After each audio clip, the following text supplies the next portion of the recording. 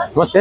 Social మీడియాలో ఎడింగ్ లో నడుస్తూ ఉంది. వ్యాఖ్యలు చేయడం వల్ల అంటే భారతదేశంలో ఉన్న యువత అంతా యువతని కాంగ్రెస్ తో పోవడం కానీ దానికి సంబంధించి యూత్ అంతా కొంచెం సీరియస్ తీసుకొని ఇలాంటి పార్టీ ఒకటి పెట్టడం. ముఖ్యంగా చూసుకుంటే గనక ఈ పార్టీకి వేరే వేరే దేశాల నుంచి కూడా ఫండింగ్ వస్తుంది. 10% వచ్చేసి అమెరికా, బంగ్లాదేశ్ కంట్రీస్, మన ఇండియన్ నుంచి మాత్రమే ఉన్నారంట అందులో. దీన్ని బట్టి ఏం చెప్తారు? అంటే ఇక్కడ వన్ థింగ్ ఆలోచించండి. ఇప్పుడు ఒక పార్టీ పెట్టాడు, అది ఎవడు పెట్టాడో వదిలేసి, అది ఇండియన్ పెట్టాడా, పాకిస్తాన్ పెట్టాడా, అమెరికన్ పెట్టాడు, అది ఇండియాలో ఉన్న పార్టీ అవతలోడు పెట్టినా మనోడు పెట్టినా సరే, అది వదిలేసేయండి, ఎవరు పెట్టేదేం కాదు. ఇక్కడ ఉండి కూడా ఉన్న పార్టీలో లేకపోతే ఇక్కడ ఉండి కూడా చైతన్యం తెచ్చుకోలేకపోతున్నారు జనాలు. అంటే ఎవడో ఏదో ఆవేశంలో అన్నాడని చెప్పి, అదే ఆవేశంలో ఎవడో ఏదో పార్టీ పెట్టేశాడు జడ్జి అని చెప్పేసి. సో నీకు అంత ఆవేశం కలిగినప్పుడు కళ్ళ ముందు జరుగుతున్న అన్యాయాలను నువ్వు ప్రశ్నించకుండా ఎవడో ఏదో పార్టీ పెట్టాడు కదా, నేను వాళ్ళ తరపున పోరాడతానని చెప్పేసి నువ్వు అనుకుంటున్నావు. అంటే నీలో నీకు చైతన్యం లేదు, ఫస్ట్ నీలో యూనిటీ లేదు. ఎవడో పెట్టిన పార్టీ, మీరు అన్నట్టు ఏదో అమెరికా నుంచి కొంచెము, పాకిస్తాన్ వాళ్ళు కొంచెము, అంటే వాళ్ళు పెట్టేదాకా నువ్వు ఉండాలా? అంటే వాళ్ళు ఉన్నదాంతో ఉంటే తప్ప నీకు చైతన్యం రాదా? అంటే ఎవడో నీకు వచ్చి చెప్పాలా? అంటే నీకున్న రాజ్యాంగ హక్కుల గురించి నువ్వు తెలుసుకోకపోతే నువ్వు ఎందుకు ఈ దేశంలో పుట్టి ఇక్కడ ఉండి ఇక్కడ బతికి ఇక్కడ నువ్వు ఉండి ఎందుకు ఏం లాభం చెప్పు? నీకు ఎన్నో హక్కులు కల్పించిన ఈ దేశంలో, ఎంతో స్వేచ్ఛ ఇచ్చిన ఈ దేశంలో ఇక్కడ స్వేచ్ఛను వాడుకోకుండా, ఇక్కడ హక్కులను, ఇక్కడ రాజ్యాంగాన్ని వాడుకోకుండా ఎవడో ఏదో పార్టీ ఫండింగ్ ఇస్తే వాడి తరపున నువ్వు వాడుకోవడం ఏంది? అది నిజంగా నీ మూర్ఖత్వం అవుతుంది, నీ అమాయకత్వం అవుతుంది. ఇంకో థింగ్, అక్కడ దాంట్లో ఉన్న ఫాలోవర్స్, ఆ మిలియన్ ఫాలోవర్స్ చాలా మంది ఉండొచ్చు, వేరే కంట్రీ వాళ్ళు ఉండొచ్చు, వేరే ఇతర వాళ్ళు, వేరే మనకి శత్రు దేశాలు ఉండొచ్చు. సో అలా అని చెప్పేసి ఇప్పుడు దాన్ని ఫాలో అయిన వాళ్ళందరినీ మనము మన దేశ ద్రోహులు అని చెప్పేసి కూడా అనలేం. ఇక్కడ ఏంటంటే ఇప్పుడు విరాట్ కోహ్లీ ఉన్నాడు, for example Virat Kohli follow అయ్యే వాళ్ళు పాకిస్తాన్ వాళ్ళు కూడా ఉంటారు చాలా మంది. సో పాకిస్తాన్ వాళ్ళు అతన్ని ఫాలో అయ్యారని చెప్పేసి మన వాళ్ళు ఫాలో అని చెప్పేసి మన వాళ్ళు శత్రువులు అయిపోరు. సో ఇక్కడ ఆలోచించాల్సిన విషయం ఏంటంటే, ఆ పార్టీని ఫాలో అయిన వాళ్ళు పాకిస్తాన్ వాళ్ళు ఉన్నారు, ఇండియన్స్ ఉన్నారు. అంటే మనం ఎందుకు ఉండాలి అందులో? అంటే మన చైతన్యము అవతలోడు చెప్తే గానీ మనకు చైతన్యం రాకూడదా? సో మనలో చైతన్యం ఏమైంది, మనలో యూనిట్ ఏమైపోయింది, మనకి కల్పించిన హక్కులు మనం ఎందుకు వాడుకోలేకపోతున్నాం? 100 సార్లు మనం ప్రశ్నించుకోవాలి. అంటే అవతలోడు ఎవడో వచ్చి ఆవేశంలో పార్టీ పెట్టేస్తే నేను దాంతో చేరిపోతా, నాకు చైతన్యం వచ్చేసింది అనుకుంటే అది నీ మూర్ఖత్వం అవుతుంది. ఇంకో థింగ్, కాబట్టి ఇక్కడ యువకులు ఎలా ఉన్నారంటే ఇప్పుడు అందులో ఉన్నారు. సో కాబట్టి మనం వాళ్ళని శత్రువులు అని చెప్పేసి అనలేం. అందులో వాళ్ళు ఉన్నారు, మన వాళ్ళు ఉన్నారు కాబట్టి మనం శత్రువులు అనలేం. ఆ ఆవేశంలో మన వాళ్ళు కూడా చేసిన తప్పది. ఒక ఆవేశంలో ఒకరు పార్టీ పెడితే యూనిటీ తెచ్చేసి ఇందులో ఉంటే యూనిటీ వచ్చేస్తని చెప్పేసి ఒక అమాయకత్వం, ఒక మూర్ఖత్వమైనటువంటి ఆలోచనలో యువకులు ట్రాప్ అయిపోయారు అంతే. ఆ ట్రామా నుంచి బయటికి యువకులు రావాలి. జడ్జి వేసిన సెటర్ అది, అవును, వేసిన సెటర్ కి 5 days లో ఆడు పెట్టిన వీడియో కూడా ఏం లేదు. జస్ట్ స్పందన ఎందుకు వచ్చిందంటారు? గవర్నమెంట్ నే కదిలిచ్చేసింది. మోడీ గారికి కూడా అంతమంది ఫాలో కాలేదు. ఒక పార్టీ కదిలిచ్చేసినట్టు కదా. ఫర్ ఎగ్జాంపుల్ మీరు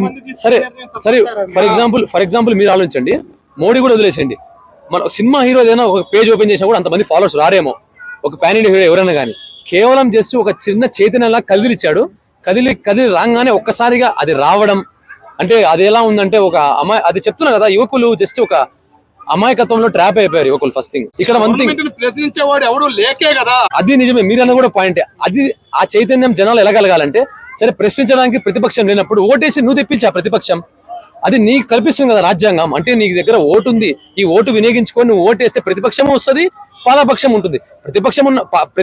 పాలకపక్షం ఉన్నప్పుడు ప్రతిపక్షం ఉండే హక్కు కూడా ఉంటుంది. కానీ అది మీరు తెప్పించుకోలేదు, అది జనాలు తెప్పించుకోలేదు. సో తప్పు జనాలది.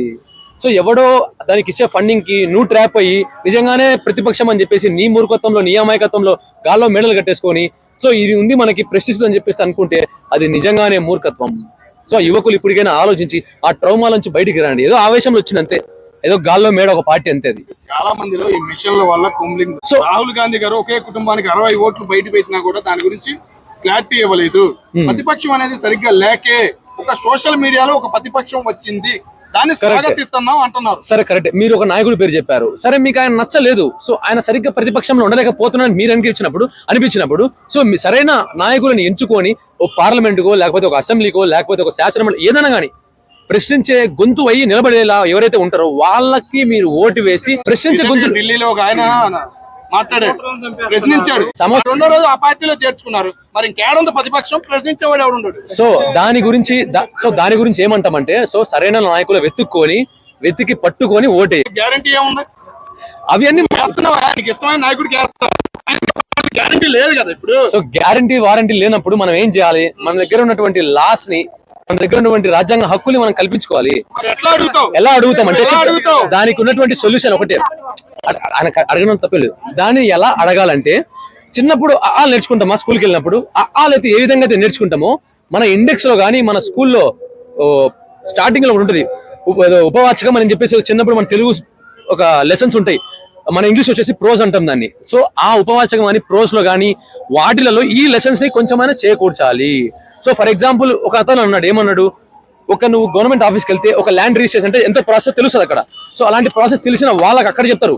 సో ఇక్కడ కనీసం మనకి ఈ భారతదేశంలో మనకు రాజ్యాంగ హక్కులు ఉన్నాయి, ఇన్ని ఆర్టికల్స్ ఉన్నాయి, ఇన్ని షెడ్యూల్స్ ఉన్నాయి, ఇన్ని పార్ట్స్ ఉన్నాయి, ఇన్ని ఫండమెంటల్ డ్యూటీస్ ఉన్నాయి, ఫండమెంటల్ యాక్ట్స్ ఉన్నాయి, రైట్స్ ఉన్నాయి. ఇవన్నీ చిన్నప్పటి నుంచే పిల్లలకు అలవాటు చేయాలి. అలవాటు చేసిన రోజే దేశం అనేది ముందుకెళ్తుంది. యువకులు కూడా ప్రశ్నించడానికి ముందుకు వస్తారు.